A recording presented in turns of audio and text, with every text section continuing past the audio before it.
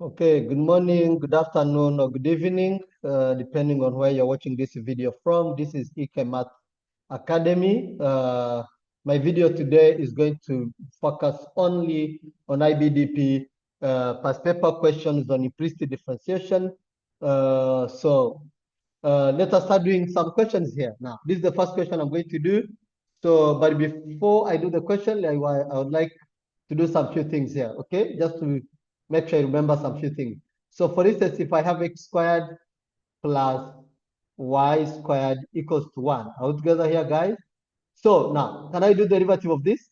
So if I do the derivative of this, I mean finding dy over dx. That's what I'm saying. In case I tell you dy over dx, find that. How do you get that? Okay, without making y the subject. Now, the trick, what the implicit differentiation says, you do the derivative of that, that will be 2x, all together here, plus 2y, but here you write there dy over dx. Why? You did the derivative of y with respect to x, so that's why I'm writing dy over dx. Do you get that? Now, this will be equal to 0. Now, let me see if we can do this one. For instance, if I say x power 3 plus 3y squared equals to 10, for instance. What will be the answer? It will be 3x squared, guys, right? Normal way of doing the derivative. 6y, but you have to do dy over dx. Is that okay for everyone? Okay, good. This should be equal to 0. Have you understood that? Very good. Now, if that's the case now, let me start doing the question. Now, this is the question, and if you can see here, I have 5xy squared. So, do you remember product rule, guys? Let me write it here.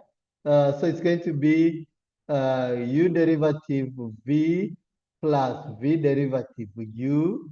So that's the one I'm going to use. Now, from here now, I'm going to consider my u as 5x, okay? 5x. And what about my v? My v will be equal to y squared. 5 doesn't matter. You can take in any side, doesn't matter here. So what's u derivative? Is going to be 5. What about v derivative? Is going to be 2y dy over dx. Okay, that's what I was trying to tell you when I was explaining the first two cases here. Now, can I apply my quotient rule? U derivative, that's 5 times v, that's z y squared, plus, that is plus v derivative, which is this one, times this, which is u. So that will give me 10 x y dy over dx. Okay, is that okay, guys? Minus, then that's this. Then what about this one? That will be minus 4x, right? Now, what about that? This will be equal to 0. Derivative of a constant number is always 0. Okay. Now, good. Here, normally the question is let's carry over, but because I want to do dy over dx, like teaching. But in exam, if the point is given, you can just substitute here. You can substitute at this point, and then you get your dy over dx. But let me first make dy over dx the subject. Okay, dy over dx the subject. Now, if I'm to find that, that means I have to take everything the other side. So it give me 10 x 10xy dy over dx, guys. Is that okay for everyone? Okay. Now take everything without the dy over dx the other side. So it will be 4x because it was minus 4x. When it crosses equal sign, the sign is going to change. Minus 5y squared. Out together, guys.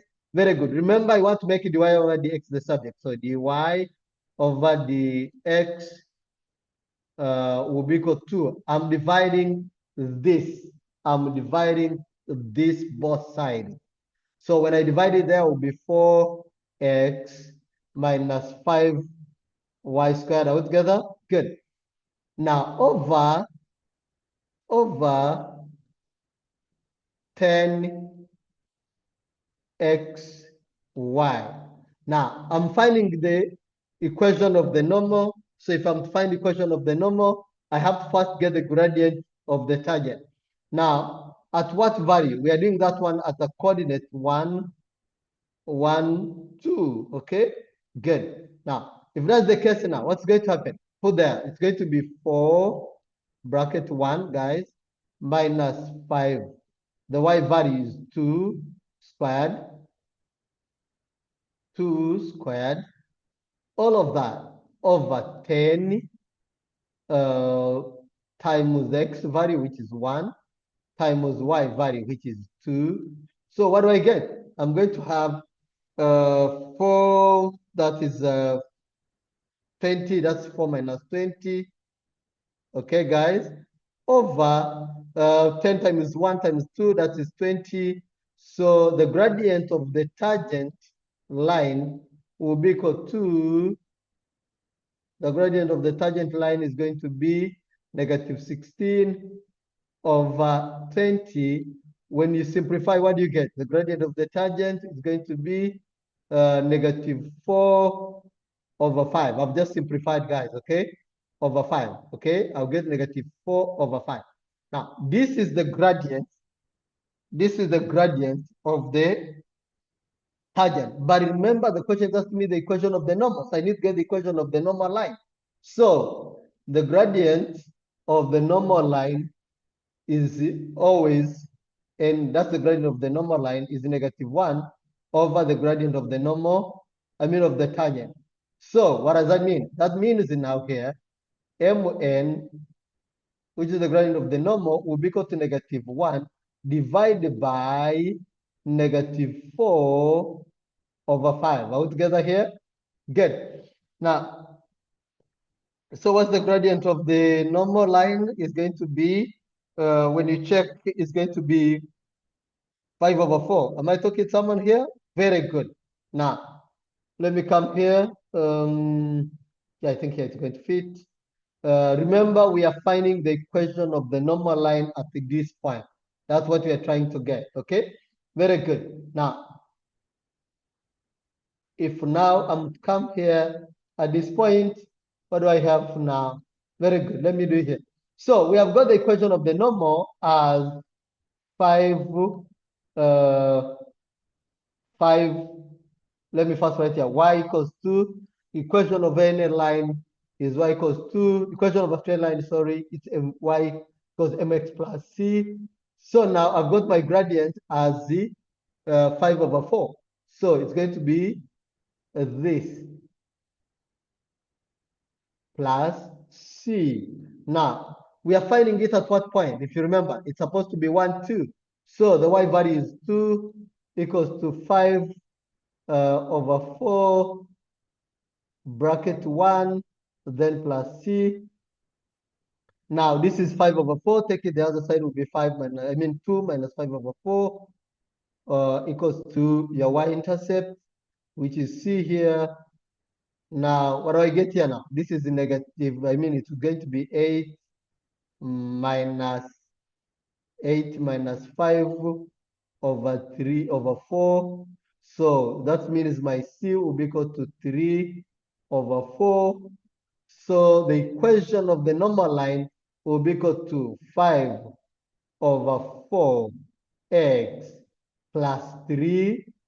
That is the equation. But if you want, you can also multiply by 4. So normally you're finished because they didn't tell us to write it in any form. But it may be for you to understand. Sometimes they can ask you to give it, say, write it in the form of a plus bx plus c.